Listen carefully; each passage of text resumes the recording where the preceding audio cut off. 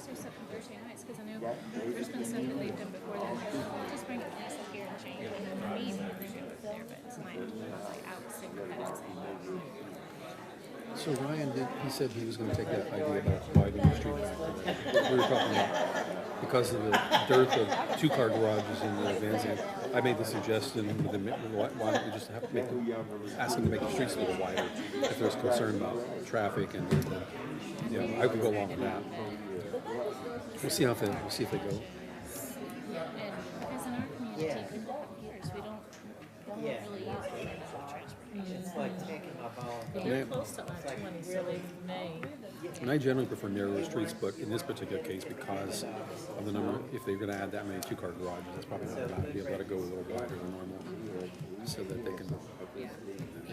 People are going to be parking on the street. Did they agree? I don't know. Ryan was going to take it back to him and see. We can't table it. Yeah. But because I did ask Ryan to call you, and I asked him to also call you when I advocated for gentlemen because I just felt as though it was right as opposed to. I was talking to him now, so hopefully that's not the first he's talking to. Miss Lynn. I'm going to go sit down with Danley for 2 meetings. You going? I'm going to go sit down with Danley for 2 meetings. That would be good. That would look pretty bad. I'm going to make sure people know that. Put that on Facebook. A picture of you just walking, just slightly out of frame next to your chair. This is how what he thinks about constituents.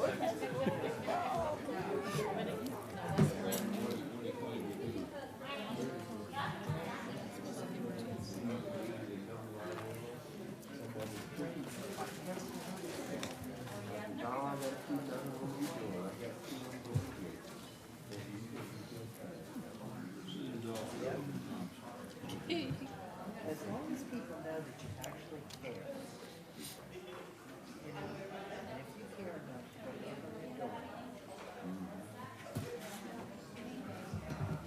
that's all people are looking for. Is Marcia out of town? Is Marcia out of town? She has a conference. Oh, is it a manager's conference or something? They have a lot of conferences.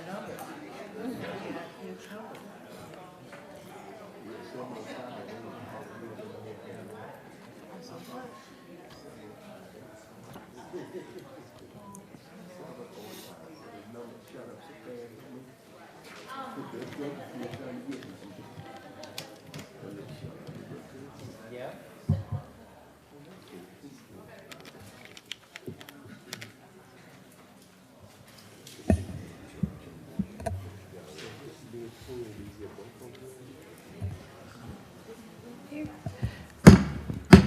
We'll call to order the City of Douglasville City Council Legislative Work Session for tonight, which is December the 2nd. Our invocation will be done by Pastor James Taylor, Community Outreach Pastor from First Baptist Church of Douglasville. After that, we'll have the Pledge of Allegiance, which will be led by the Mayor Pro Tem, Councilmember Terry Miller. Please stand for the invocation.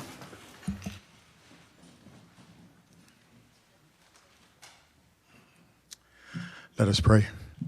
Father, we just thank you for a great opportunity to serve the community. We thank you, Lord God, for all the council members. I not only pray that their meeting would be successful, but I also pray for them individually as parents, as leaders, as moms and dads and grandparents. I pray even for everyone in this room, God, that you would just encourage them that the work that they do is important. And even in times of conflict, Lord God, let the light shine that people's lives can be changed and encouraged and go in the direction you want to see.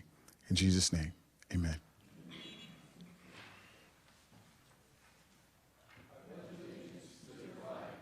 United States of America, and to the republic for which it stands, one nation, under God, indivisible, with liberty and justice for all.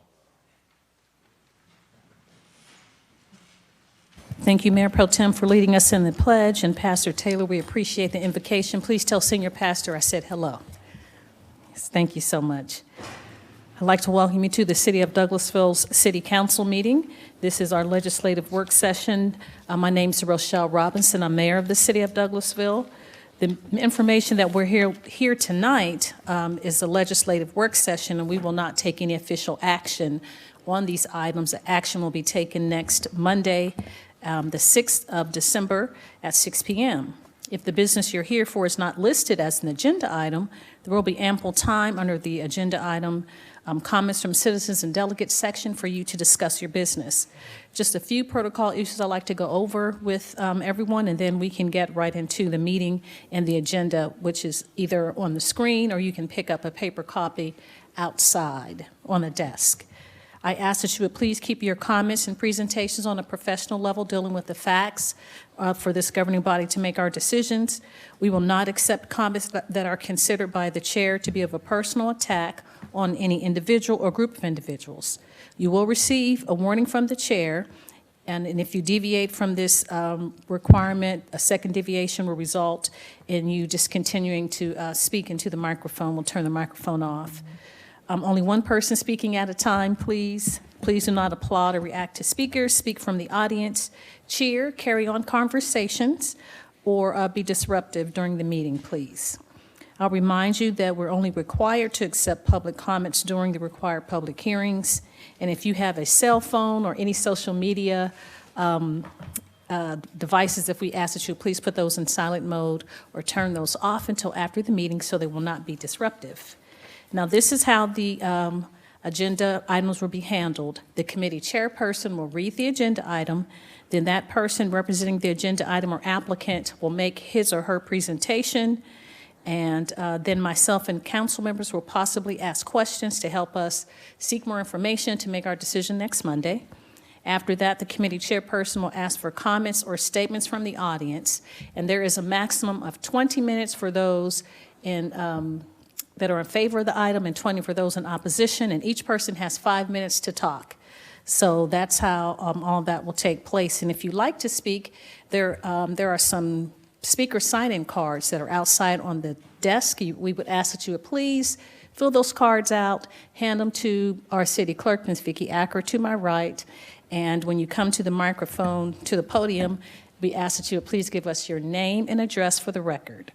After that, each person has one opportunity to speak. This is not a question and answer format or debate. We're just here to receive the information, deliberate, and make our decisions. And if you have anything that is printed or that you would like to pass out, we ask that you would please give that to our city clerk, and she'll distribute that to us later.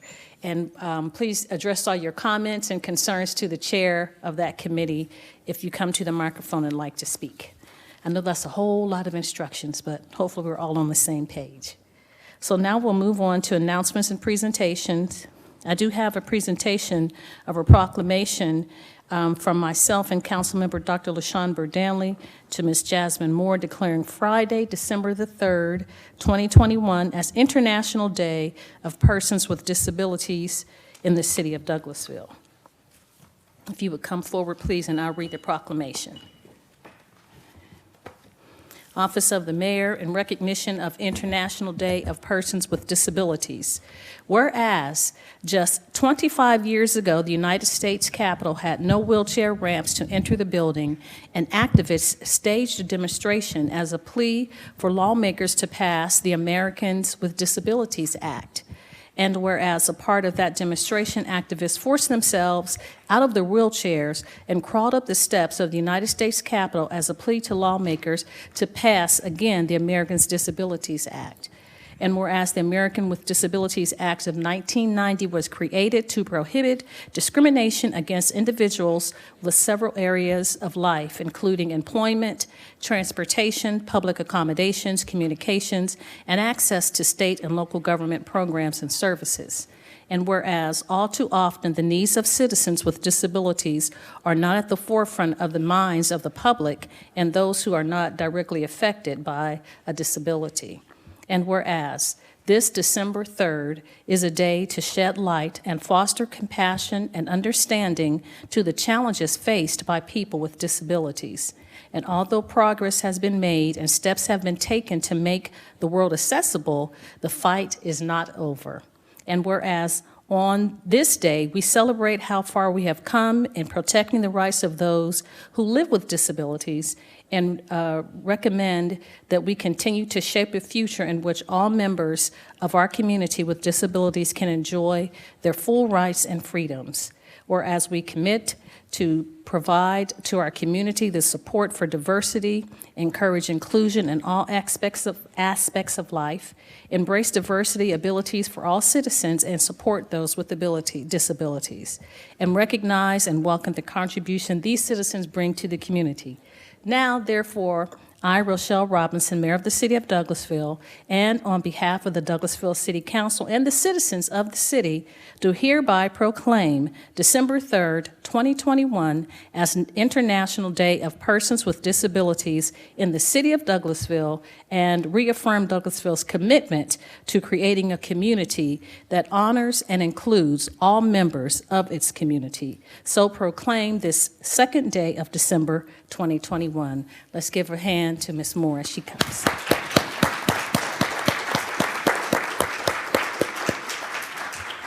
Would you like to have anything to say? We appreciate you bringing this to our attention. Yes, ma'am. Good evening, Mayor Robinson, Good evening. City Council members, and members of this great community that are present in this room today. A few months ago, I went to Shepherd Center to get a new electric wheelchair. There was a gentleman there getting an electric wheelchair for the very first time. He was so excited. It brought back memories of when I received my very first chair.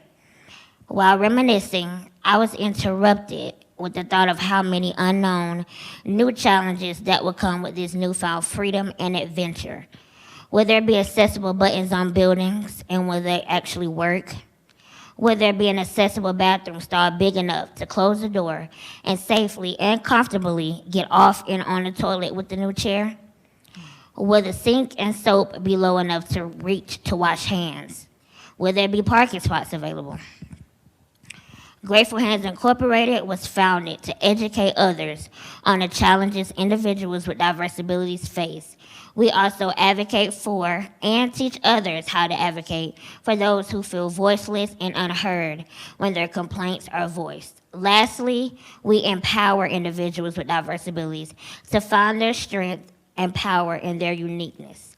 My life's experiences having a diverse ability have been very disheartening and disappointing at times, but I'm so grateful for them because it gave me this platform.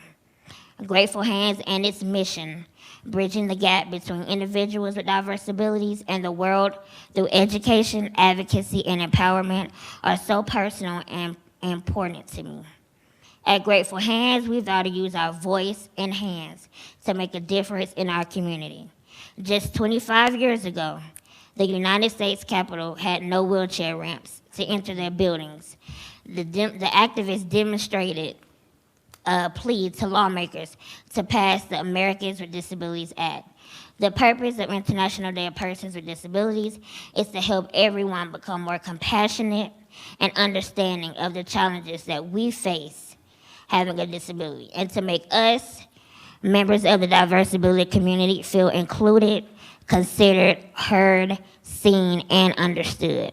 This is not only a monumental moment for me, but for all of the other numerous citizens in this community that have a diverse ability. We have a long way to go. However, recognizing this day in the city of Douglasville is helping to bridge that gap. In my conclusion, I want to leave you all with this quote.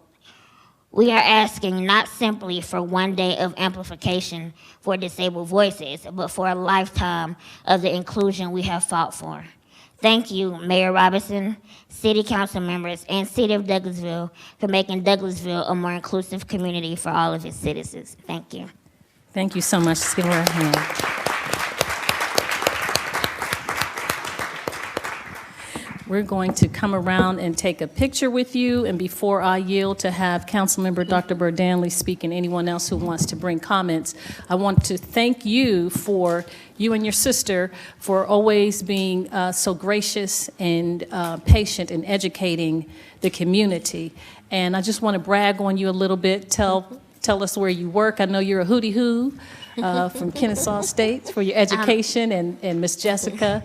I graduated from Kennesaw State with a bachelor's degree in criminal justice, and my sister graduated from Clark Atlanta with a bachelor's in mass media arts, and I currently work at the district attorney's office. Yes, ma'am. So we're so proud of you for that.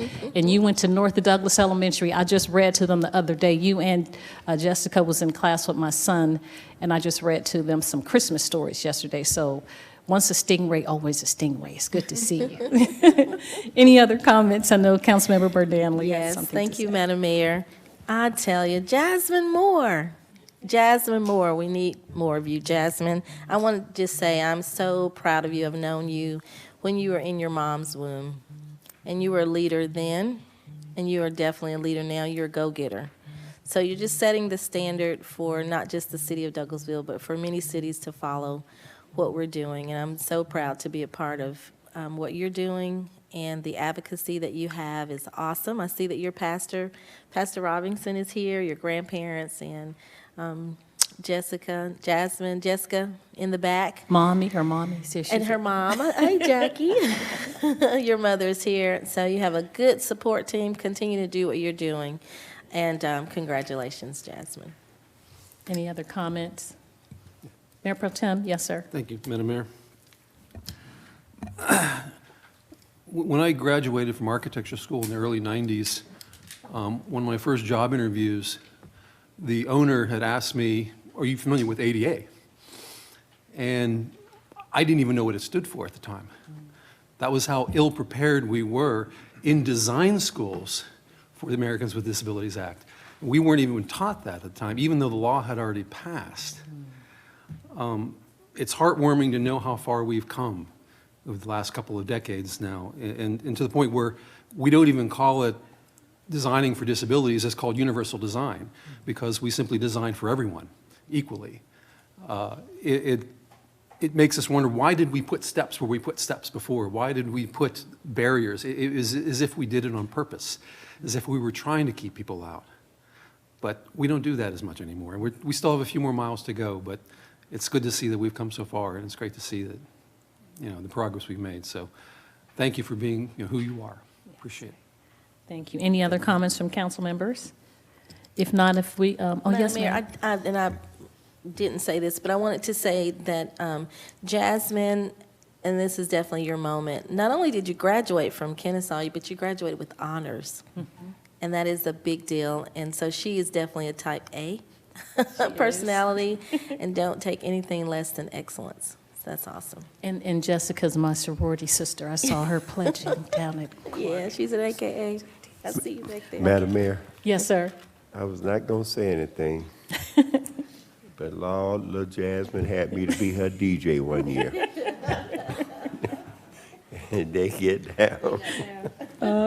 Thank you, Jasmine. That's sweet. Okay, we'll come around and take pictures, and we'll invite your pastor and your mom and anyone who wants to support to come on. Jessica, you gonna come in the picture too? Come on. All right, we'll come around and take a picture.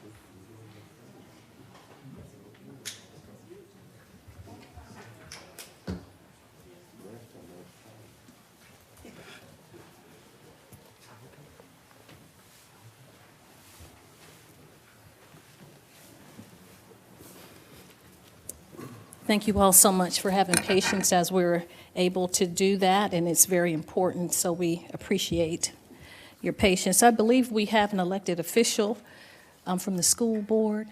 Mr. Eastman, you want to come and speak to us this evening?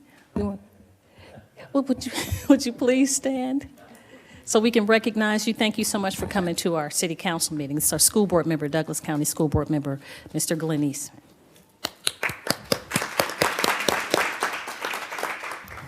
All right, so we'll move on now. Our first committee after the announcements and presentations is Economic Development Committee, and that's chaired by Mayor Pro Tem Terry Miller. Thank you, Madam Mayor. We have no business at this time under the Economic Development Committee. Thank you, sir.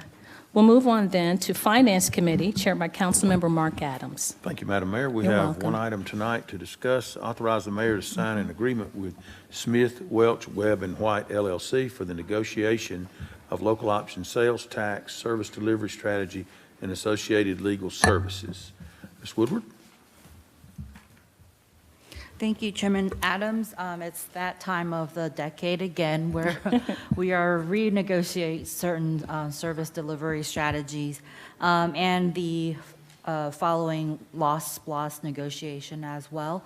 We've had a preliminary meeting with one of their partners, Mr. Warren Tillery, to kind of discuss in very broad general terms what our concerns are.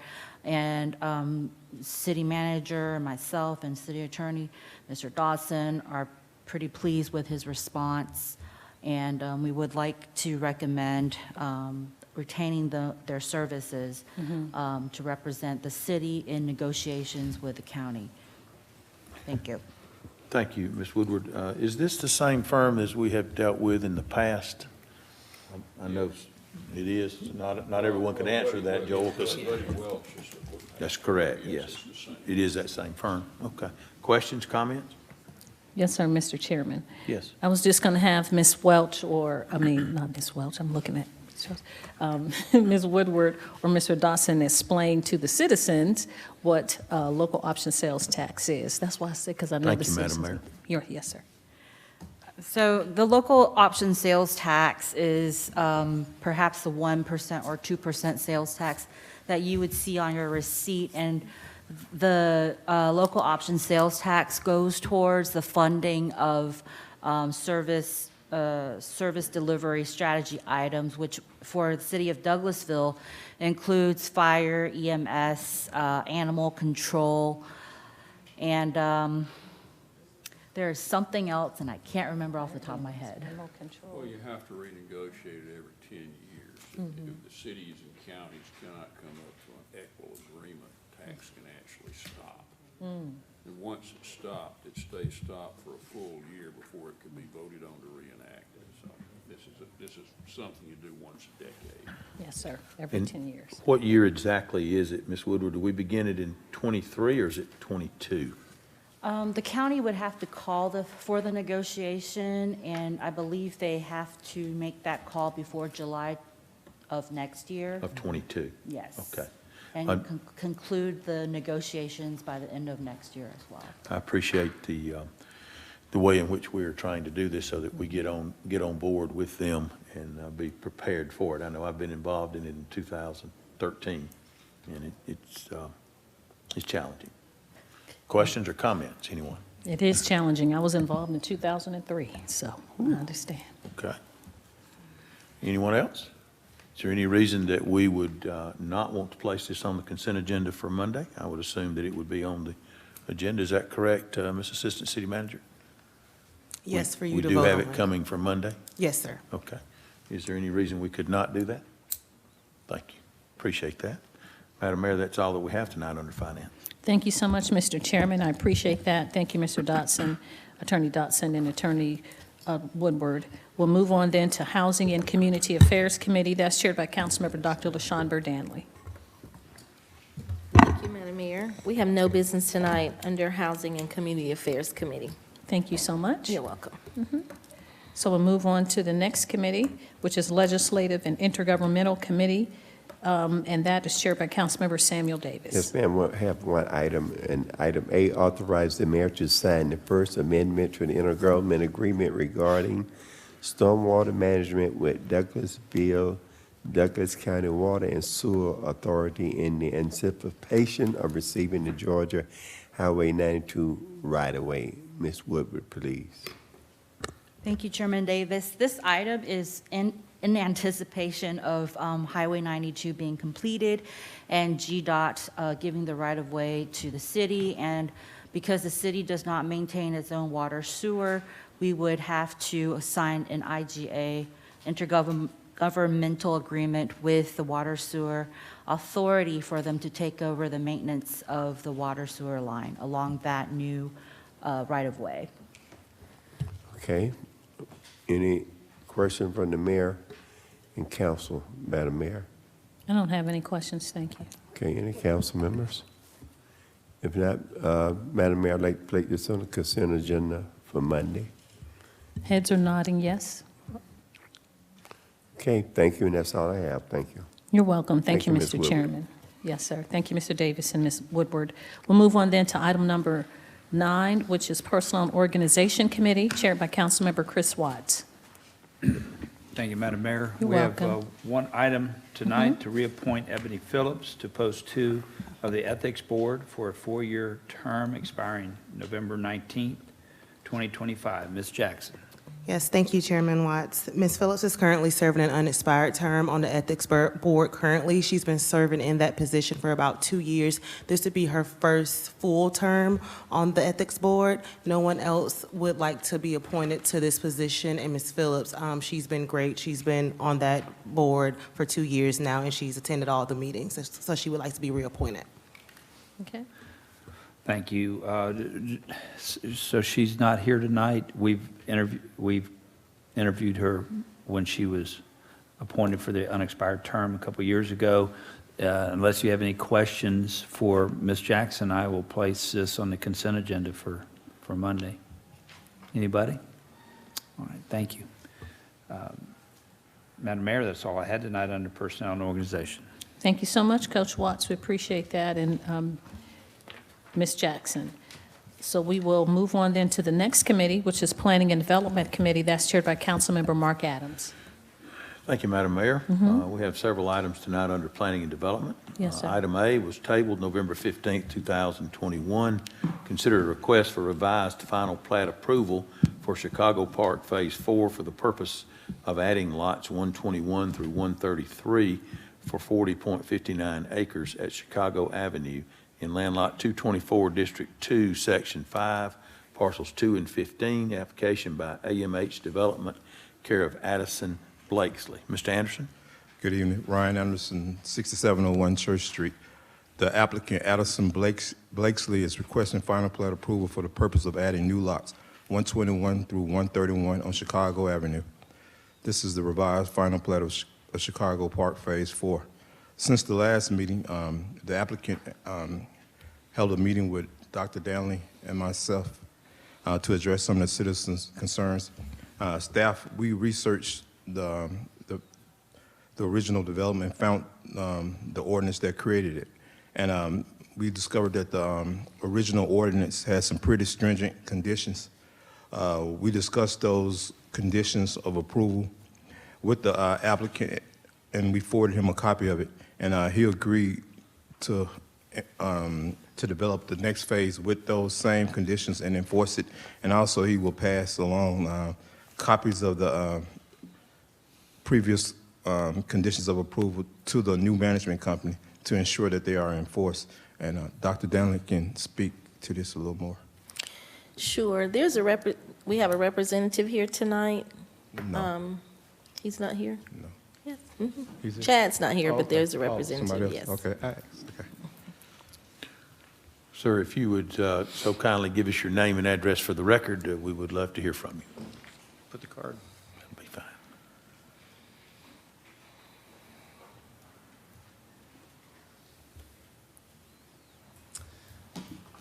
My name is Todd Jones. I'm with American Homes for Rent, also known as AMH Development. My address is 3999 Chapel Grove Drive, Marietta, Georgia, 30062. Again, thank you, Commissioner Danley, for meeting us Yes, out sir. there today. Very much appreciate it. Love walking the homes with you today. as we talked about, this is the last 12 lots of a phase of development that we finished earlier in the year. As American Homes for Rent, we are a publicly held REIT. We have a long-term hold position. We're a publicly traded company, and our long-term hold position is to own and maintain rental homes across America. We own 60,000 across America today, and we have developed 100 communities. We just opened up our 100th in the country this past week. At Chicago Park, we're building homes from 1,700 to 2,500 square feet. Our rents are $1,850 to $2,250. We just completed our first 4, and those were just rented. And when we walked through today, I think you could see that all of the homes are built of high quality. We have luxury vinyl plank throughout the whole house, granite and quartz countertops, stainless steel, blinds.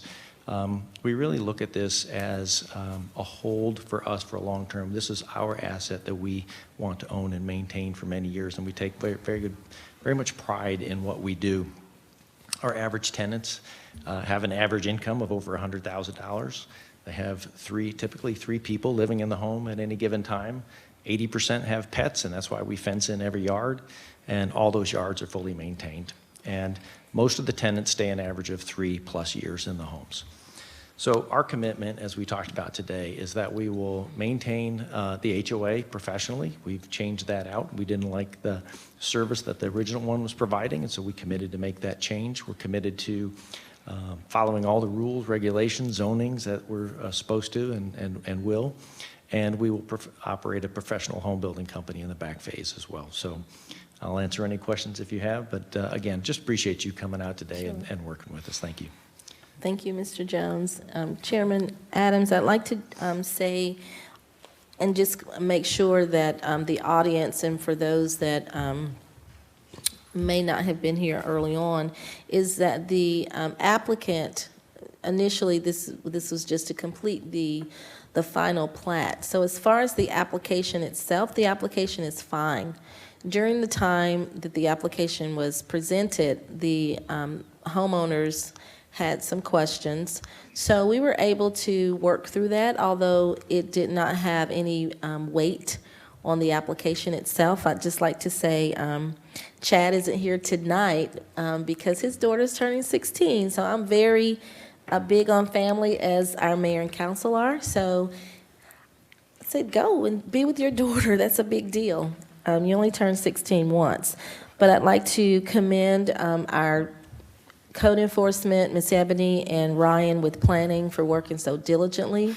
As Ryan has stated, that Chad and I met yesterday over the phone with Ryan, and we talked about some things, and all of the code enforcement concerns have been addressed, and they have been addressed, not only addressed, but they actually are in compliance with those items. And I met with Chad and his team today and had an opportunity to meet the new property owner. They're going through the legalities of the process of how they get information out to the residents.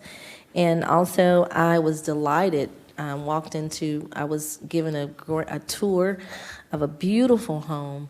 The quality of the home is beautiful. It's fenced in. It's really, really nice. And so, of course, everything can't be fixed at one time, but the conversations have began, and I'm just grateful that you all have been very willing and open, and it has just been great. So I'll continue to meet, Councilman Davis and I will continue to meet with the residents, and looking forward to all the great things that are coming out of this. Thank you. Thank you, Dr. Verdun. Glad you're back, Councilman Adams. Yes. Other questions or comments that someone may have? I'm sorry, I didn't hear that. I'm glad you're back, Councilman Adams. He didn't hear that. We'll address that in just a minute. I did. Anything else on this item? Yes, Madam Mayor, go ahead. I did. Thank you so much, Mr. Chairman. I wanted to thank American Homes, AMH, for working with the city of Douglasville, with our code enforcement, our Mr. Anderson, and our community development department, and the elected officials and the citizens. We appreciate that. And I thank the council for being gracious and patient while we work through these issues, and Councilmember Burr Danley and Councilman Davis being advocates for their ward. So that's Thank all you. I had to say. Thank you. Any other comment? I would just like to say that it appears that though even though this may have, having been tabled, it may have delayed things in some way. I think that the consideration that we're required to do, of course, is to consider what is in front of us, and that be the approval of a final plat.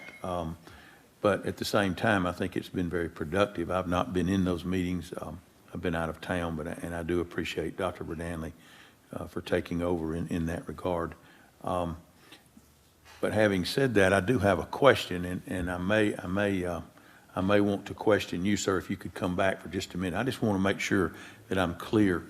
This is for, I want to count 13 lots, 12 or 13 lots. Will that completely complete the development in Chicago Park, or is that just of this phase? And that will complete the full development of The entire development will be complete. There'll be no more lots. There'll be no more phases to be done, correct? Okay, that's what I thought. How many homes will AMH Development own at the time these lots are completed and rented? When we are done, we will own approximately 96 of them. And there were 5 in the original phase that we had bought at the time that we bought the back phase that we developed. So there'll be a total of 96. Out of a total development of some 285, I believe is correct. Okay. All right. Thank you very much. Thank you. Are there other questions or comments? Seeing none, then we will take this up on Monday, and we appreciate you coming in, sir.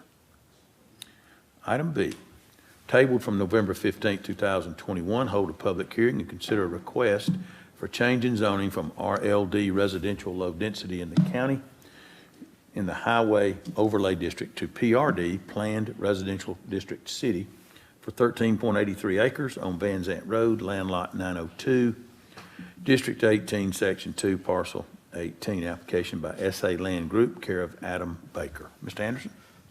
Ryan Anderson, 6701 Church Street. This item was tabled from the November 15, 2021 City Council meeting in order to give the applicant an opportunity to work on zoning conditions of approval with staff. Since the last meeting, the applicant has presented a revised PRD concept plan, which reduced the number of proposed units from 144 to 124, added 2-car garages to some of the units at a rate equaling 35% of the total number of units, and added on-site 20 guest parking spaces to address any future parking concerns which may arise. The applicant is requesting to rezone approximately 13.29 acres from RLD, residential low density, that was previously in the county and was recently approved for annexation by council at the last meeting cycle at a rate of 9.33 units per acre. The subject property was annexed into a mixed-use design character area. The mixed-use design character area lists the PRD zone as one of its recommended land use. The proposed project will be consistent with the city's future land use map. The City of Douglasville UDO states that the intent of the document is to promote the orderly and beneficial development and expansion of the city.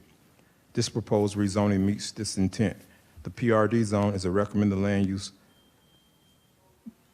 for the area that the applicant was annexed into.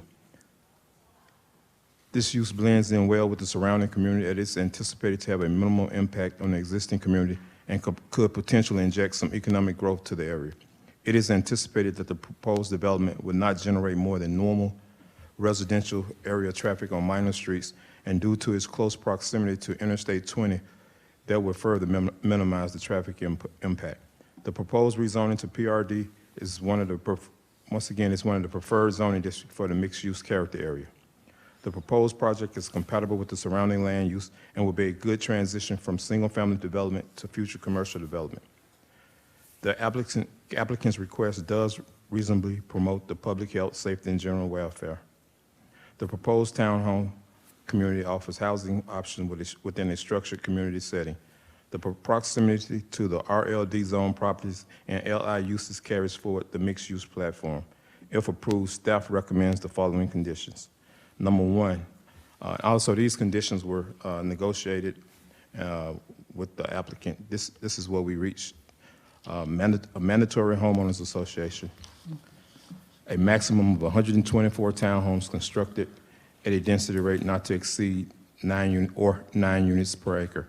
Provide at least 10% of the total area for green space. Border the southeastern portion of the subject property with above minimum code landscaping. Provide fencing along the contiguous borders. A mix of 1- and 2-car garage units with at least a minimum of 35% of the units to be developed with 2-car garages, not less than 400 square feet. Percentage of rental units capped at 10% of the total number of units. Stagger the fronts of townhomes with a minimum of 3 feet. Provide pedestrian interconnectivity of internal sidewalks and trails. Utilize high-quality materials on both external and interior of units. Frontage of units shall be 100% brick, stone, or cementous fiber. Each side shall be at least 40% brick, stone, or cementous fiber. Vinyl and metal siding prohibited. Target the price points of the townhomes from $250,000 and up.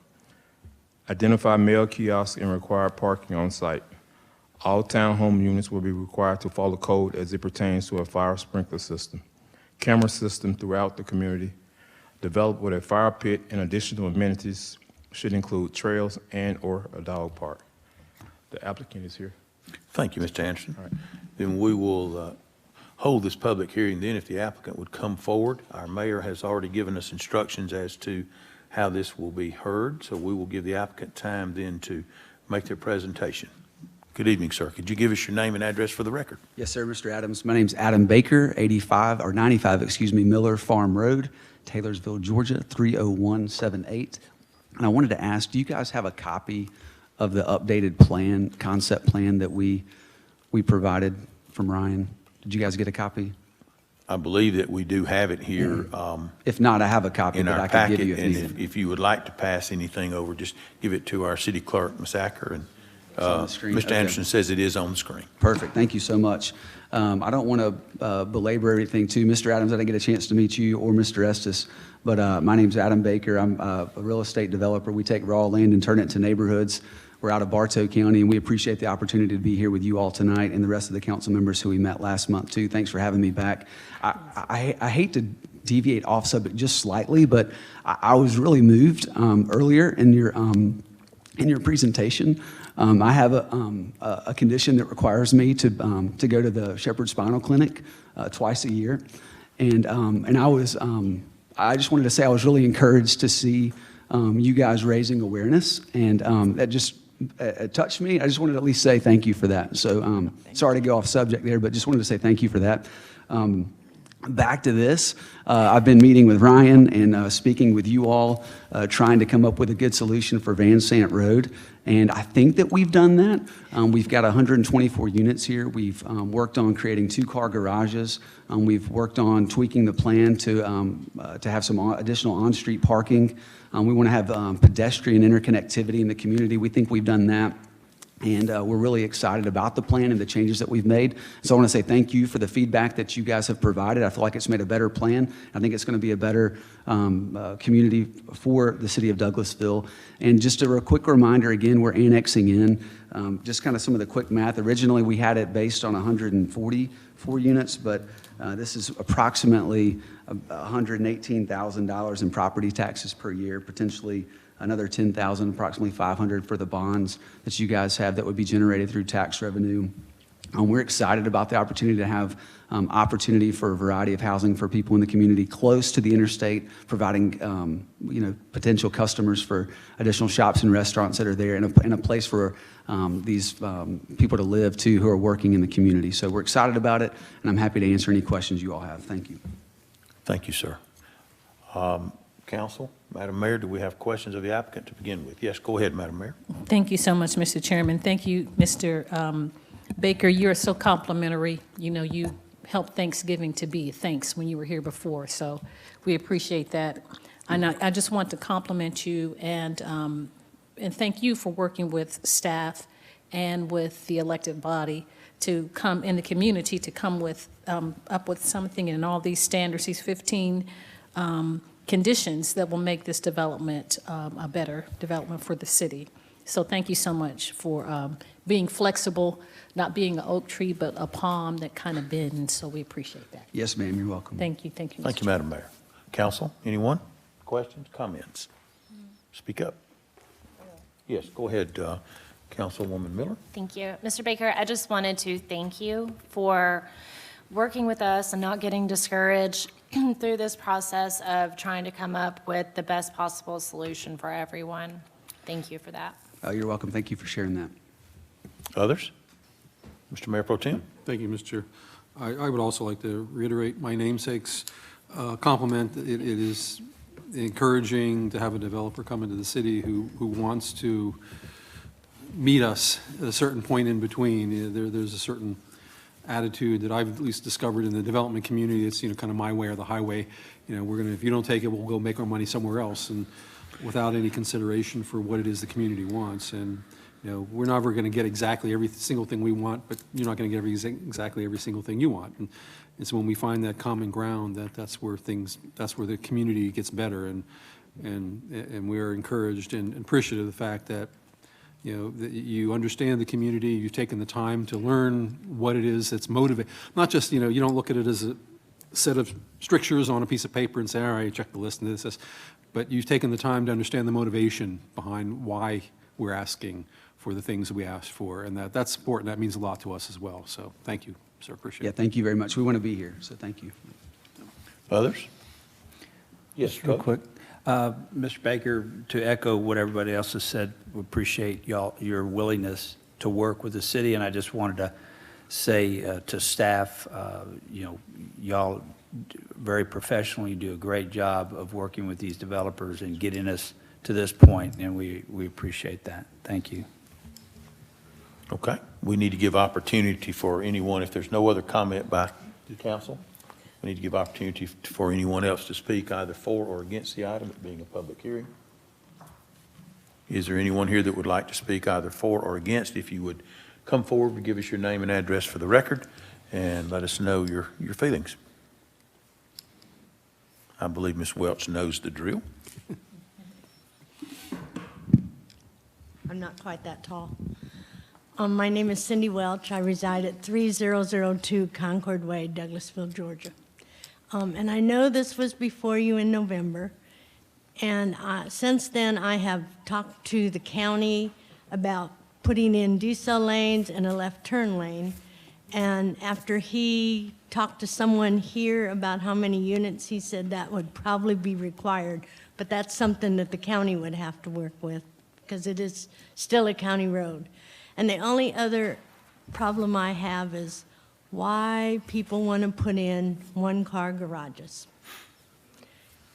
Being in zoning in 28 years, I could look at the places here in the city and the county that have one-car garages or no-car garage, no garages, and you can look and see what they are as opposed to something that has two-car garages.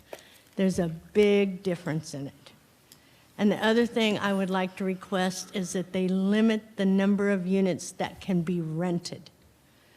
Rental people don't care. They don't think they have to maintain them. And I'm not saying that all of them are like that, but a lot of them, they pay the rent and they go on.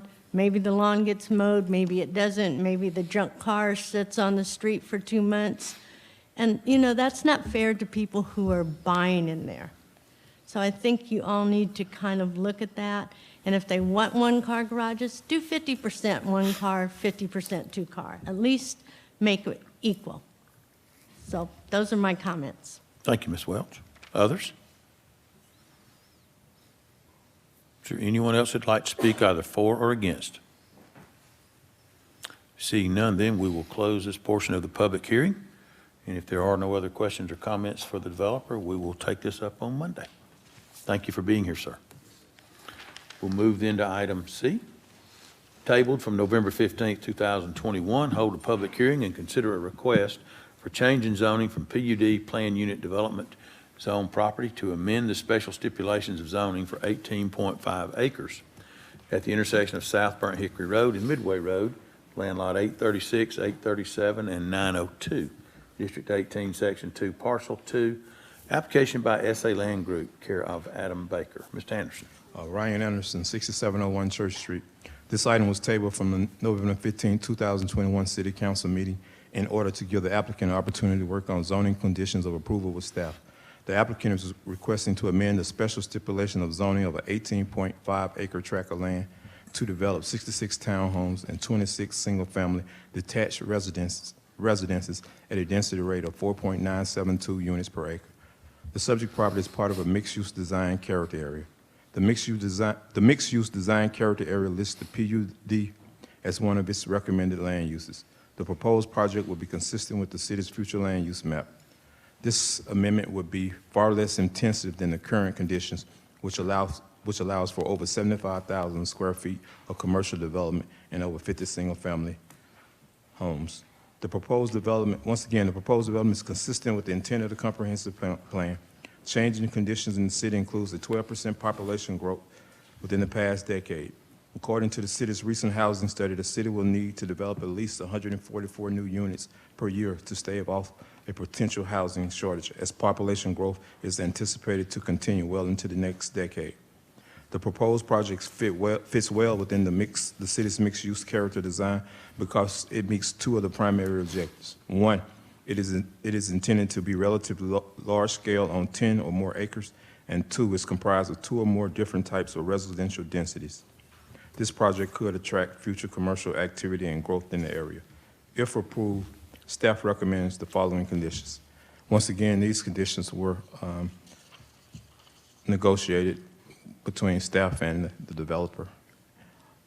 Number one, a mandatory homeowners association, a maximum of 92 units to be developed, 66 townhomes, and 26 single-family detached residences.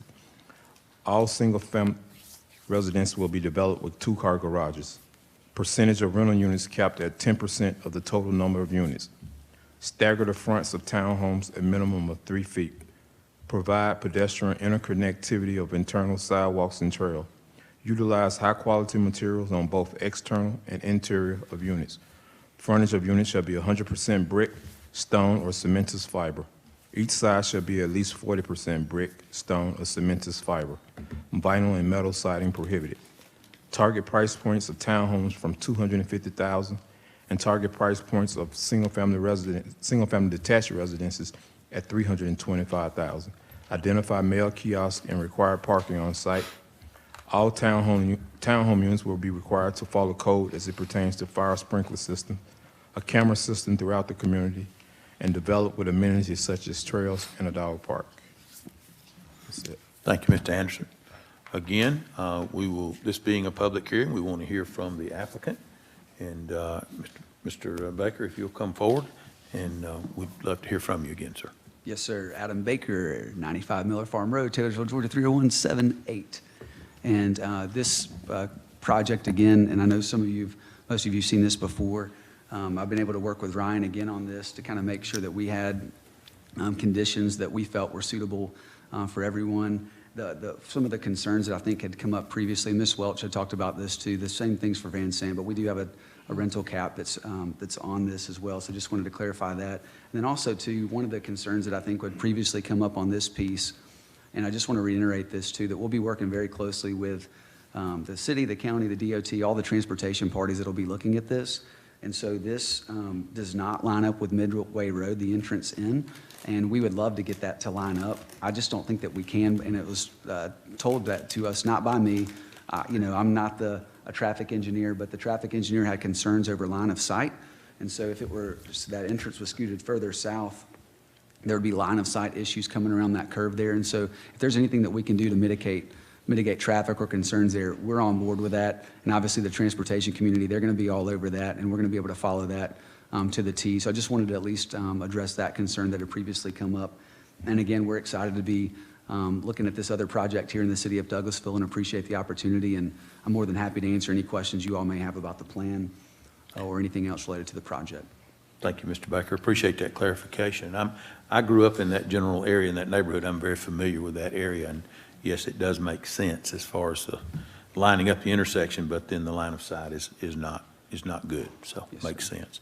Questions, Madam Mayor or Coach Watts? I just, wondering about that line of sight, if the solution to that issue isn't a four-way stop there. I would assume that we would have to yield to the Transportation Department if it is a county road. Is that correct, Mr. Anderson?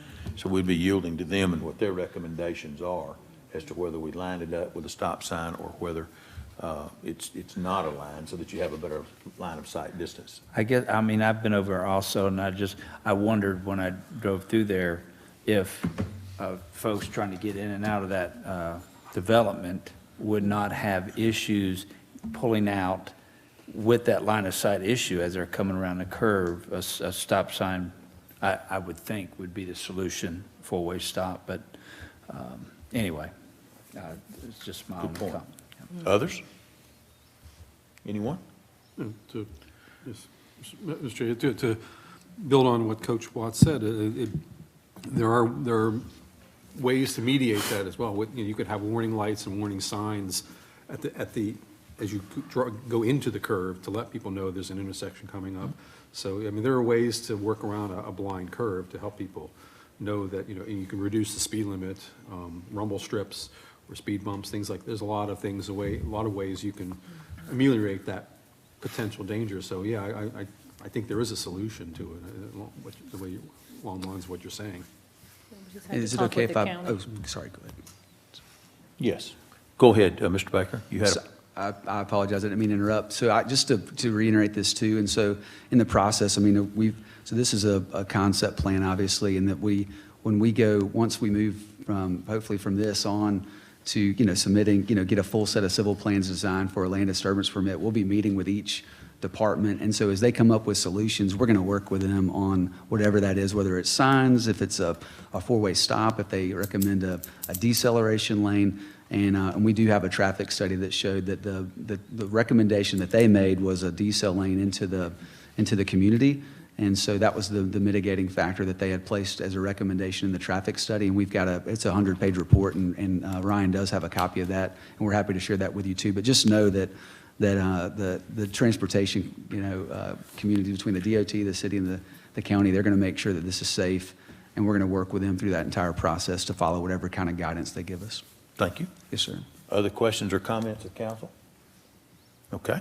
Let's give opportunity to the public. If you have something you would like to say either in support of or against this item, please come forward. Give us your name and address for the record. Do we have anyone? Ms. Welch wants to have a comment, and so we will give her that opportunity once again. My name is Cindy Welch, 3002 Concord Way, Douglasville, Georgia. And I did talk to traffic department in this county, and they're looking at this, they told me. But part of the problem is this property does not go all the way to I-20 at Burn Hickory. The city owns a piece of that property. I don't know if you guys are aware of that or not, but it's in the city's name. So that's something you might want to look at. Maybe you'd want to sell it to them. But, a diesel lane, and I'm not sure, and the traffic engineer said he didn't think that was a good place for a four-way stop. But, putting up signs saying, intersection ahead or something. But I think that's something that will have to be worked out when they come in with their actual development plans. Sure. So that's the only thing I have to say. But there is a piece of property that the city owns right adjacent to this, so that at a certain point they do not adjoin or do not back up to I-20. So. Thank you, Ms. Welch. Others? Anyone else? Speak for or against this application, please come forward.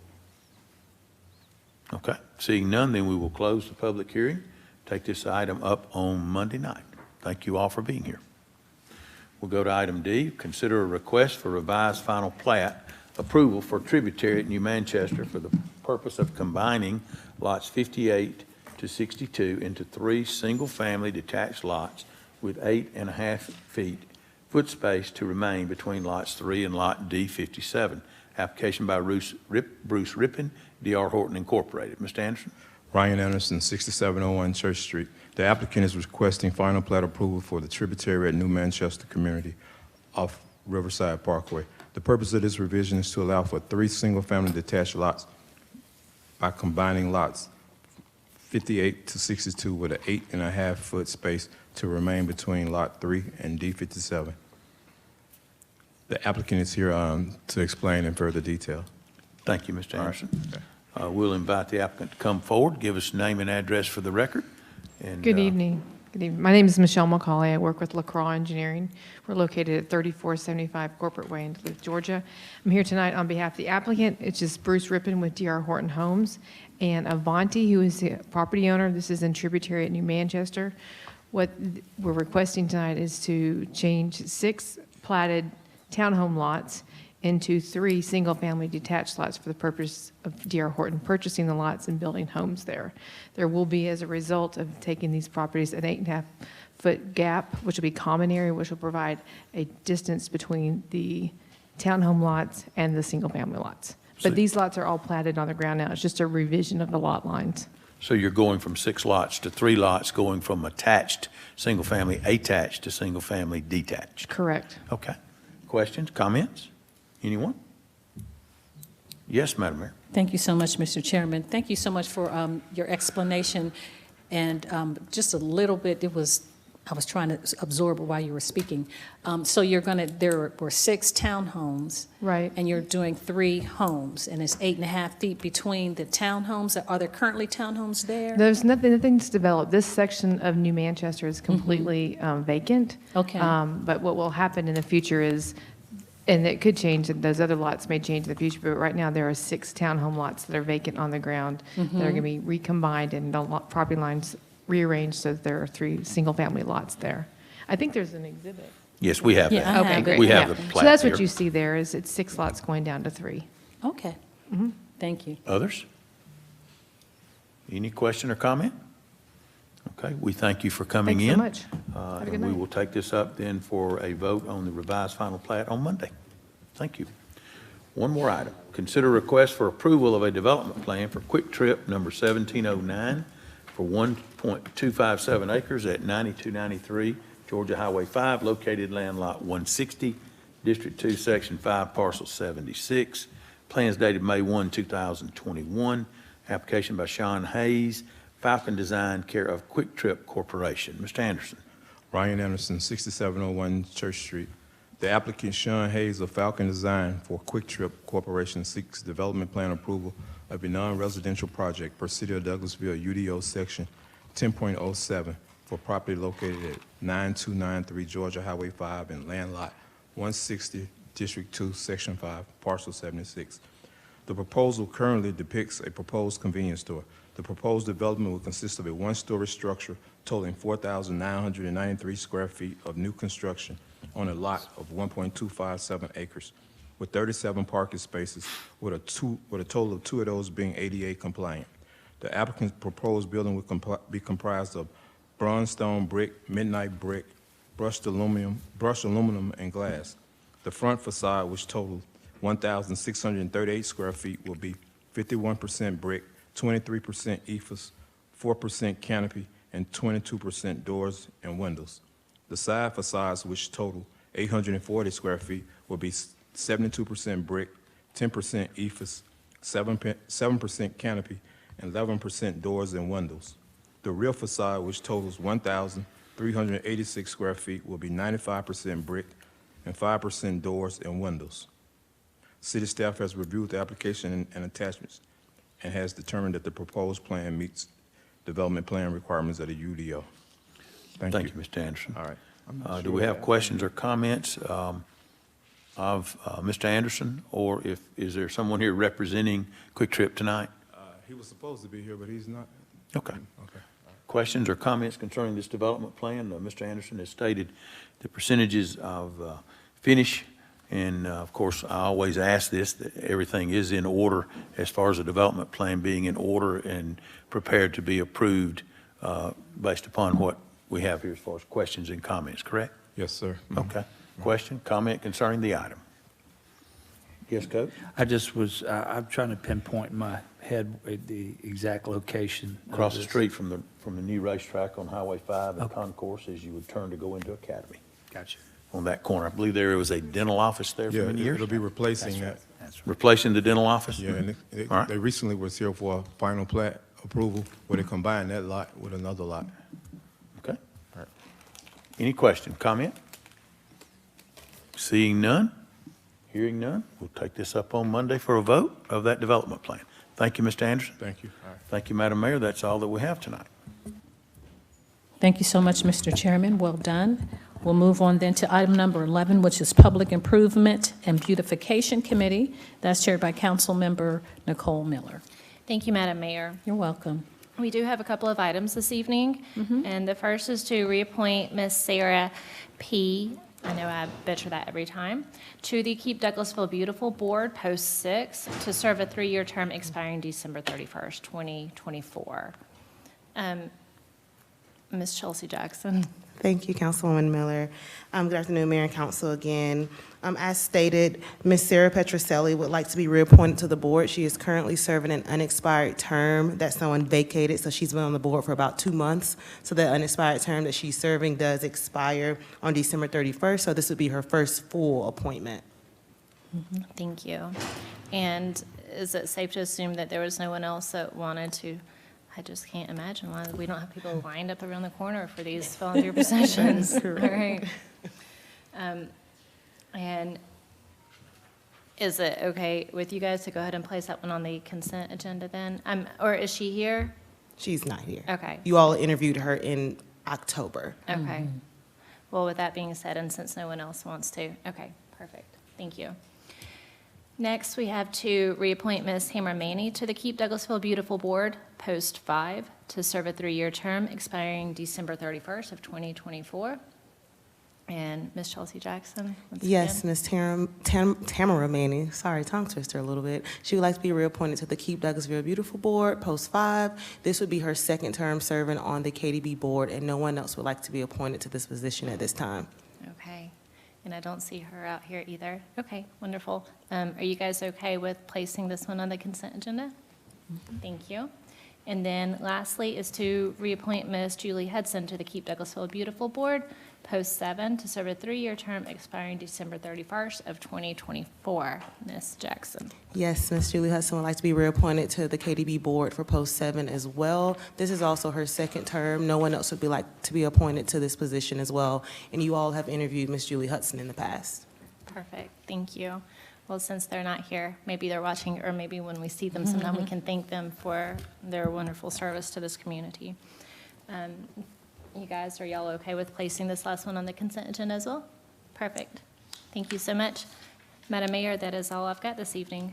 Thank you so much, Madam Chair. We'll move on then to the next committee, which is item number 11, Public Relations Committee. That's chaired by Councilmember Howard Estes. Thank you, Madam Mayor. PR Committee has no business this evening. Thank you. The only business is you're back in town. We appreciate it. Public Safety Committee, chaired by Councilmember Samuel Davis. Yes, ma'am.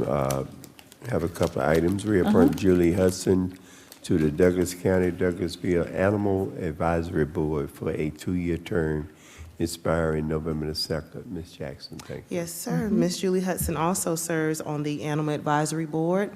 She would like to be reappointed. No one else would like to be appointed to the Animal Advisory Board at this time. She has been serving since 2013 and doing a great job as well. Thank you. Any question from the mayor and council?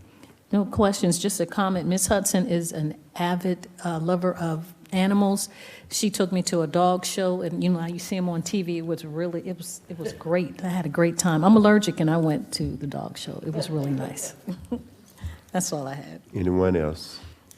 I would like to put this on the consent agenda for Monday. Ms. Hudson is a jewel. I work with her. We have lunch, and Tamara Manning, they are both good. So it's the council pledge. I'd like to put it on the consent agenda for Monday. Okay. Thank you. Moving right along to item B, consent application for open container day permit on Friday, December 10th, 2021 in the downtown Douglasville, submitted by Ms. Sarah Ray, Douglas County Chamber of Commerce. Ms. Ray, will you come down?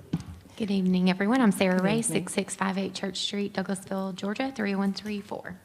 Okay, Ms. Ray, give us a little overview of what's happening? Yes, this is our Advancing Modern Professionals in Douglas. It's our young professionals program for 21 to 40-ish-year-olds. I say that because I've officially aged out at this point. But they have an annual Tacky Christmas Sweater Pub Crawl. This is the 11th year that they've held that in downtown Douglasville. And they would, we would like to request that we enact the entertainment district so they can wander from restaurant to restaurant on December 10th. So their stops include Tito's Lounge, Fabiano's, Gabe's, and then we'll start at the Chamber. I remember that from last year. I was part of it. Yeah, I remember. Yes, I remember they found you. Yes. Under 40? So, and of course, for Mayor and Council. I would like to know how Miss Ray has aged out of this and you haven't. The Young Professionals group accepts people of all ages for this. They do it as a fundraiser. They collect canned foods and sanitary items for to donate to the community. So we welcome all ages. So even if I've aged out of the Young Professionals group, anybody can come to the pub crawl, including Councilman Davis. Anyone else? Okay, I'd like to put this on the consent agenda, please, for Monday. Council pleasure? Everything is good. Thank y'all. Thank you, Ms. Thank Ray. you. That's all I have, Madam Mayor. Thank you so See much, you Councilman Davis. Ooh, somebody See you on said, Friday. They said you're doing a times table. You did times instead of plus from aging out. But we'll move on to item 14, Recreation, Culture, and Tourism Committee, chaired by Councilmember Chris Watts. Thank you, Madam Mayor. We You're have welcome. 3 items tonight under Recreation, Culture, and Tourism. Item A, to reappoint 6 individuals to the City of Douglasville's Convention and Visitors Bureau, CVB, Advisory Board for a 2-year term with each reappointment expiring December 31st, 2023. Emily Leitner, Cultural Arts Council, Kim Ramos, Hotel 1, Samantha Rosado, the City, Patty Wink at large, Rupal Hira, Hotel 3, Karen Howard, Restaurant 2. Ms. Jackson. Yes, sir. All 6 individuals have been interviewed by Mayor and Council 2 years ago. They all would like to be reappointed to the CVB board, and no one else at this time would like to be appointed in those 6 positions that they currently serve in. Thank you, Ms. Jackson. Anybody have any questions for Ms. Jackson? And I'm assuming that they're all doing an excellent job. They wouldn't be up for reappointment, and we appreciate, even though I don't think any of them are here, Mayor and Council does appreciate citizens being involved, giving up their own free time to serve on these boards, and we appreciate that. With that being said, I'd like to add this to the list of consent agenda items, if that's okay with Mayor and Council. Good. Item B, appoint Amy Dobbins, Hotel 2, and Kathy Colby Davis, Chamber, to the City of Douglasville's Convention and Visitors Bureau for a 2-year term expiring December 31st, 2023. We interviewed these folks during committee meetings. Ms. Jackson, do we have anything to add? No, sir, just that these are 2 vacant positions currently on the CVB board. You did interview these individuals earlier today, and no one else would like to be appointed to these positions at this time. Okay. Any questions for Ms. Jackson before we move on? All right, and we did talk to these folks, and they are, we will be well represented with their presence on this board. So thank you to them, and I will ask for this to be placed on the consent agenda also. Item C, authorize the mayor to sign an agreement with GGL Leagues, Inc. to run and operate a recreational esports league for the Parks and Recreation Department. And Mr. Bass, I'm looking forward to this presentation. Yes, sir. Greeting, Madam Mayor and members of council. Chris Bass, 8830 Gurley Road. The Parks and Recreation Department is looking to enter into an agreement with GG Leagues to offer esports for the citizens of Douglasville. Just to give you some background on esports, it's a trending program that allows youth and adults to participate in a safe gaming environment, online gaming environment. I specifically hone in on safe because, as you know, online gaming is very popular right now. But if you're a parent and you have a child participating in online gaming, you don't know who your child is interacting with online. So esports provides this platform to where you'll be able to interact in a safe way. You'll be able to control who exactly your child is playing with. Through surveys and community input, we discovered that we have a major disconnect with our teams. This was seen throughout the development of our social equity plan. So we're trying to bridge that gap with our teens. We have a lot of programs for our youth, for our younger kids, and for our adults, but not specifically for our teens. So this is an opportunity for us to be able to expand our program and opportunities. The GG Leagues has worked with several surrounding Parks and Recreation agencies throughout Georgia. Just to name a few: the city of Ackworth, Forsyth Parks and Recreation, Milton Parks and Recreation, Henry County Parks and Recreation, City of Chamblee, and Catoosa County Parks and Recreation Department. I had an intensive conversation with the Director of Parks and Recreation with the City of Ackworth, and she has raved about the program. They have gotten great reviews from their parents and the adults who participate in this esports gaming platform. Also, locally, we have several high schools that actually have esport teams. I talked with system-wide athletic director Eric Collins, and he mentioned that Douglas County High School, New Manchester High School, and Lithia Springs High School all have esports teams. So we definitely want to stay ahead of that curve and continue to offer trending programs. So this would definitely be an opportunity for the Parks and Recreation Department to get in on that. And then just thinking long-term down the road, several collegiate universities offer scholarships and also offer minors and majors with esports, totaling just last year $20 million in scholarship opportunities. So this is really big in terms of this online gaming platform. The Georgia High School Association also has a league. You see now they're starting to trend with more other programs outside of the traditional sports. Like you see now girls flag football. Well, they also have picked up an esports league through Georgia High School Association. Here locally, the University of West Georgia actually will be hosting an esports tournament. And I mention those things just to show you this is something that a lot of different agencies and organizations have started on, so we definitely want to make sure this is something we're able to offer our citizens as well. And just really quick, in terms of the contract itself, the agreement with GG Leagues, it's a startup fee of $500 for us to be able to participate, and it'll operate similar to all of our other partner programs, to where there's a 70-30 split. GG Leagues will operate this program entirely. The only thing we'll have to do is push it out through our media platforms, and we'll receive 30% of anyone who registers through the city of Douglasville. Now, long term, the idea that we have in terms of in getting that engagement with our teens is providing a safe space outside of just the online gaming at home, and allowing the teens to actually come within our facilities to be able to play within leagues and tournaments, to really help them get out of the house and get from behind the TV at their homes and maybe interact in our parks a little. They may find some other programs they want to participate in if they can come to our parks and recreation facilities. But other than that, that's all I want to mention in terms of the contract. But I just want to add, I know this is a big question in terms of parents, what types of games will be provided. And our athletic staff have worked diligently on trying to figure out what's the best course of action. So we have determined that we'll only offer rated E games. So some of those are the FIFA soccer, the NBA 2K, Madden, and not necessarily a sports game, but a traditional game, Super Mario Brothers.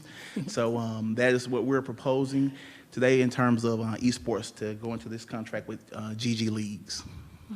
Mr. Bass, I just appreciate your always being on the cutting edge of upcoming trends. You and I talked the other day, and even though we were raised during different periods of time, we were both raised where we were kicked out of the house to go play. But the coming trends, we have more and more of this type of thing. But I was skeptical at first, but I like the fact that it'll be, overseen by our folks. And also, there's a lot of kids out there that will maybe get introduced to other, this could be a gateway to other programs at Parks and Rec other than this type of activity. But anyway, I know we may have some questions or comments from Mayor. You want to start? And thank you so much, Mr. Chairman. Thank you, Mr. Bass. That was a very nice report. You didn't leave much room for questions. You answered everything that I was writing down, except for my son can get a PhD in all this because he plays all the time as a young adult. So rated E, you were saying, and you will actually have a physical place for them to come into one of our facilities to play for tournaments or just any special occasions or something, just to get them out of the house and let the parents not hear them yelling while they're talking to their TV. Yes, ma'am. That is the plan long term. Right now, we'll start with the online platform, but then we'll transition into our facilities. We're looking at Jesse Davis Park in terms of what we have on the horizon at that location. But we'll have to figure out, get with our IT department to make sure we have the right internet connection to be able to support it, because it does require a lot. So, yes, ma'am, that is the plan. Okay, good. Thank you so much. Thank you, Mr. Chairman. Yes, ma'am. Councilman Adams. Coach, I just got to ask. I thank Mr. Bass for bringing it to our attention early on in the discussion, but how many of us knew what esports was? I'd heard of it, but, you know, I haven't participated. Yeah. I was going to ask the question. You saved it. That's all. I just wanted to ask. And I'll be honest, it's quite new to me as well. I have to credit our athletics division, our John Penn and Mr. Anton Jackson, who you all may know, has been working hard on gathering research and to bring this to the city of Douglasville. So it is a new innovative program. I'm a little traditional myself, but we definitely want to keep up with the trends. Thank you, sir. Appreciate it. Mayor Pro Tem? Thank you, Mr. Chair. Yeah. Anybody who has teenagers in their houses would be familiar with these concepts and trends very quickly. But the interesting thing is there's also a world of economic opportunity out there for the kids who are going into this, because I mentioned architecture school earlier, and there are kids, well, young adults now coming out of architecture school who are not going into traditional building design, but they're getting hired by the gaming industry to design the environments that these games take place in, because they've gotten so realistic. The technology has advanced so far that when you get immersed into one of these games, you really are immersed. And then now with virtual reality becoming more and more common, that's another thing where you literally are in a three-dimensional environment when you put the headset on. So it's advanced quite a ways, but like I said, there's economic opportunity for them. People are making careers now out of designing these environments, not even just the games themselves, but the worlds that you play within. So, well, I got to admit, I've been alarmed for a little while now about the type of games that are available to young kids out there, the violent games, and so I love the fact that our Parks and Recreation Director is tapping an unused source of young kids, maybe getting them involved in, on an organized level with something a little bit more wholesome than what's out there. So anyway, I saw Councilman Davis's hand up a minute ago. Yes, Mr. Bass, the internet over at Jesse Davis, we got it going strong. Yes, sir. So that's something that myself and our assistant city manager and our IT manager have been talking about in terms of that fiber that's needed to have a stronger connection with the construction getting ready to take place at Jefferson Davis Park. We're definitely don't want to put any major funds into that park until everything is completed, but that'll definitely be on the horizon with the new project. So we are looking to it now. In order to support it right now, that may be challenging in terms of a large lead, but we may be able to do something small in-house. Yeah, I agree. Did you mention the Super Marcus game? Yeah, the Super Mario Brothers, yes, sir. Yeah, okay. Yep. Thank you. Okay. it's not available anymore, I guess. Well, Councilman Adams asked a minute ago if any of us had ever heard of esports before tonight.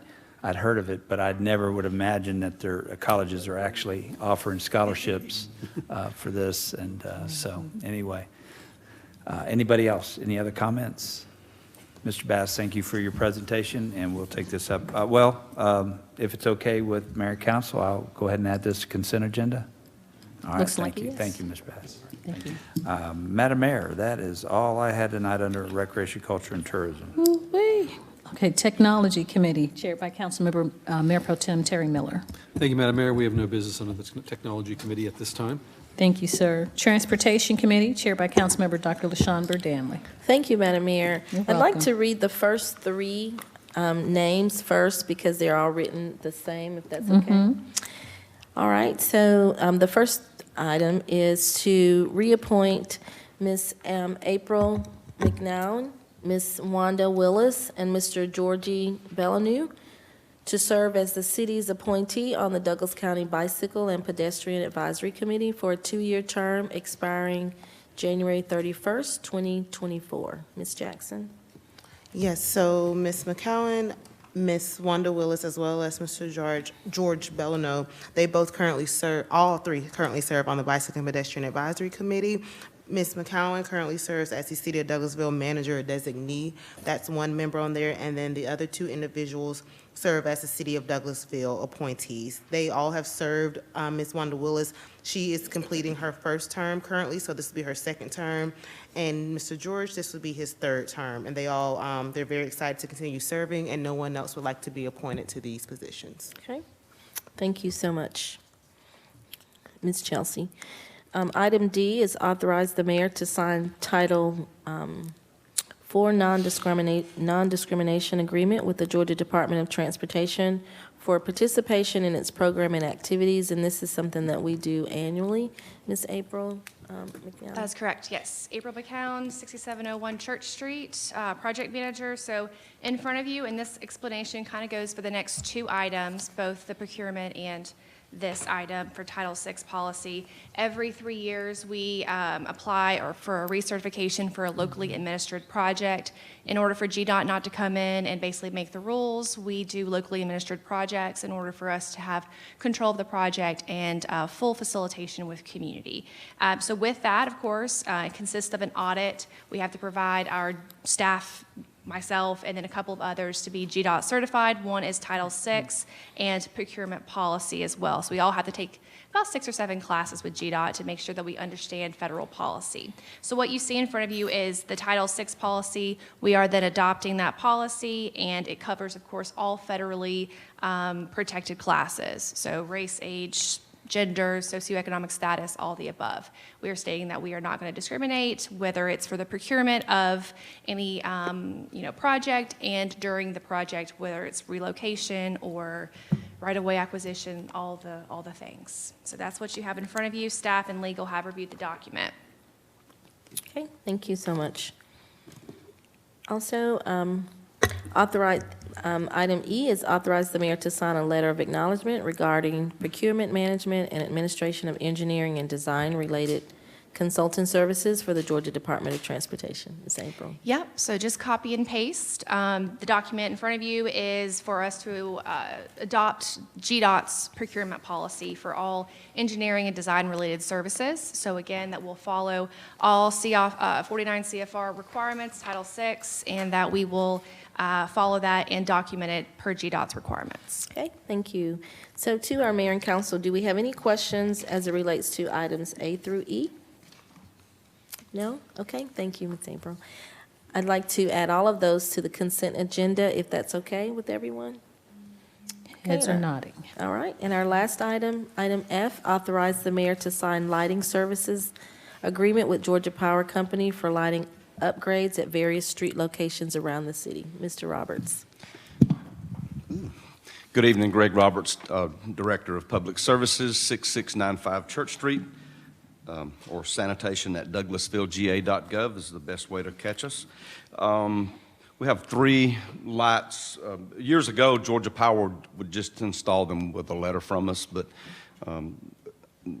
we didn't have any issues with them. I guess it was something the Southern Company changed where even if you're just adding one, they want it to be in agreements. I guess they had some customers over the years, maybe local governments, I'm not aware, that later said they didn't ask for them, I don't know, but this sort of solidifies it for them, and then they add it to our summary billing. So on 8640 Club Drive, citizen there, that house over the last few years has been sort of in and out of, been unoccupied, but this resident has moved there, and so we checked it during the dark time hours, and there was a gap, and it was just really dark right there at her home. And so we agreed with the resident that there could be a light. It'll be the equivalent of an 80-watt, but it's LED, and so it'll give some additional lighting. And then at 6331 Line Crest, that's in the subdivision off of Malone Road on the north side. I can't remember the subdivision. It's slipping me. But the citizen had it there, and our maintenance supervisor watched it a couple of days in the dark and agreed that there needed to be one. And then Slater Mill Road at the intersection of Presley Mill, that intersection, we've had trouble getting it lit up the way it needs to be. It's very dark, and so we're adding I forget the wattage on it, but a light there, and that one's just shy of $50 a month, and I believe that's a 210 equivalent LED, and it hopefully will light that intersection up better. Okay. Thank you, Mr. Roberts. Are there any questions? Yes, Yes. Madam Chair, I had a question, Yes, sir. just out of curiosity. Mr. Roberts, are we sure that the corner of Presley Mill where it dead ends into Slater Mill, are we sure that's in the city? It is.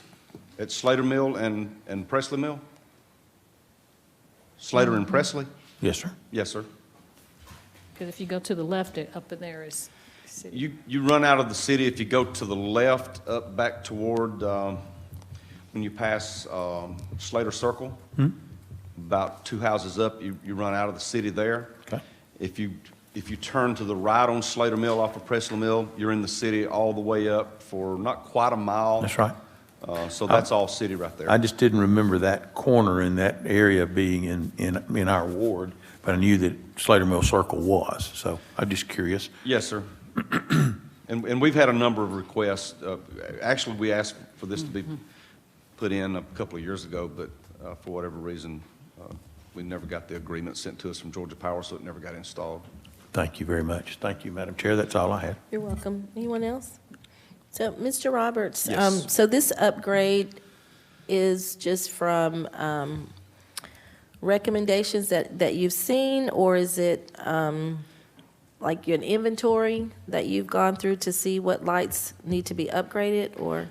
This was a request from the citizens over the last few months, and we just went out and monitored what they were reporting to us, particularly the one on Club Drive. I had went and looked at myself. One of the supervisors had confirmed the one on Linecrest. The one at Presley at Slater, that intersection is very dark.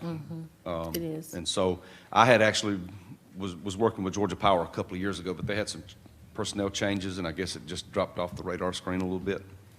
Okay. Thank you, Mr. Roberts. If Thank there you. aren't any other questions or comments, I'd like to also place this on the consent agenda. Looks like a yes. Thank you, Madam Mayor. All right. There are no other items tonight under transportation. Thank you so much, Madam Chair. Yes, To ma'am. staff, we appreciate that. You're welcome. Do we have any other business to come before legislative work session tonight from council members? Yes, Madam Mayor. Yes, sir. I'd just like to take the opportunity to thank both Coach Watts and Dr. Burr Danley for taking care of the committees that I'm assigned to chair during my absence. I appreciate everything that you all have done, and just wanted to let you know that you're highly favored. Thank you so much. Appreciate it.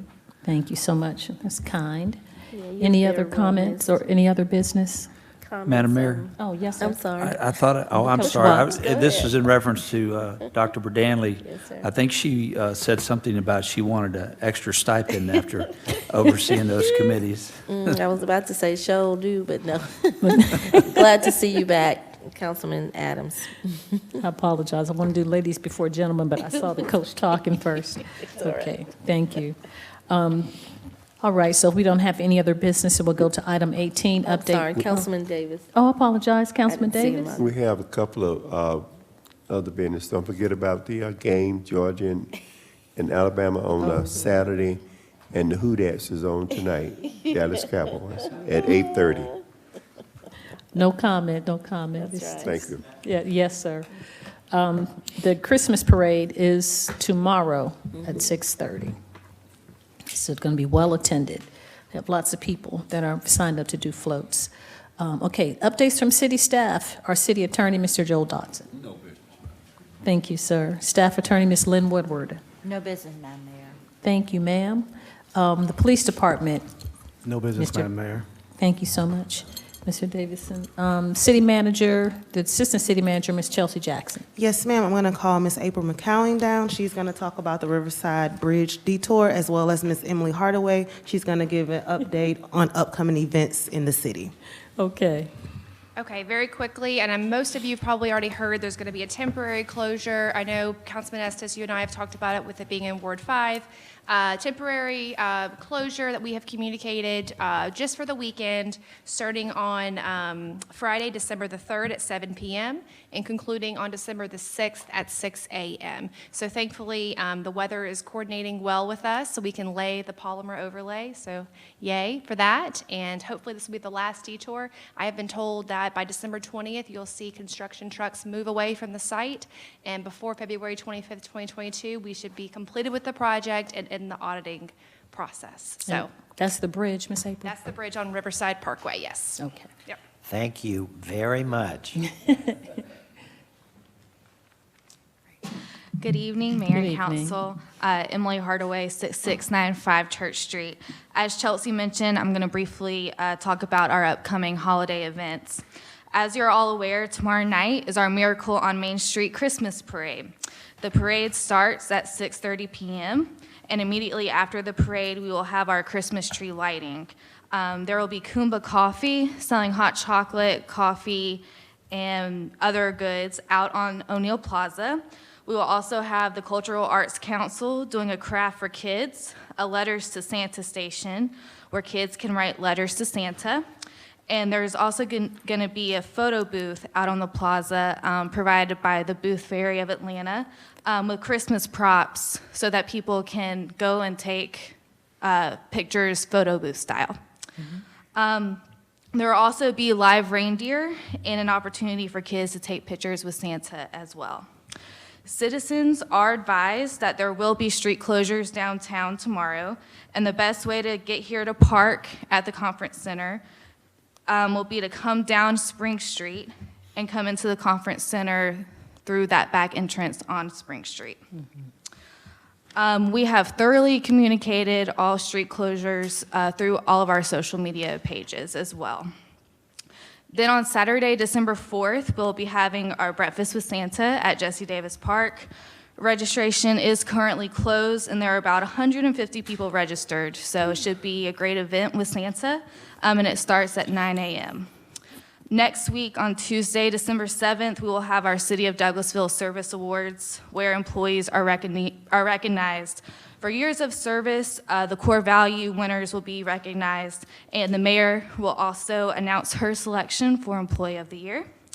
And then our last event of the holiday season is on Saturday, December 18th, when our Parks and Recreation Department hosts their Santa's Helper Parents Night Out event from 5 to 9 p.m. This is an opportunity for parents to bring their kids to Ike Owings Community Center at Hunter Park to do a holiday-themed activity and crafts while their parents shop, have a date night, or attend a Christmas party. Food will be provided for the kids, and registration for that event is currently open. We are currently also collecting entries for our Deck the Homes holiday decorating contest. Participation is open to all Douglas County residents, and the entry is free. We are hoping to get some more entries by Sunday. That's when it closes, so that we can have that event throughout the month. And finally, our celebration of lights will be going on at O'Neill Plaza and Jesse Davis Park with lighting displays and decorations. So we encourage all citizens to get out and go see both of those things. All the information I just shared with you has been put out on our social media pages and on our website. For the citizens in the audience or online who are watching, our website is www.douglasvillega.gov. And as always, if you have social media, please follow us on our pages for all the latest updates. That's all I have, if anybody has any questions. Thank you, Miss Emily. Mm-hmm. That was a lot. It is, yes. We're very busy this month. I know. Any comments from the body? Thank you so much. We appreciate it. Now we'll move on to the next item, which is item number 19, comments from citizens and delegates. If anyone has sustained the meeting but would like to address myself and council members, please come forward and give us your name and address for the record, and you have 5 minutes. Okay, thank you. I don't see anyone. So we have an executive session. I will open the floor for a motion to adjourn into executive session to discuss a personnel matter after a brief recess. Do I have a motion? So moved. Thank you. I have a motion. Is there a second? Thank you, Mayor Pro Tem. Second. All those in favor of adjourning to executive session to discuss the personnel matter after we have a recess, please say aye. Aye. Opposed, nay. The ayes have it. We are in recess and then executive session.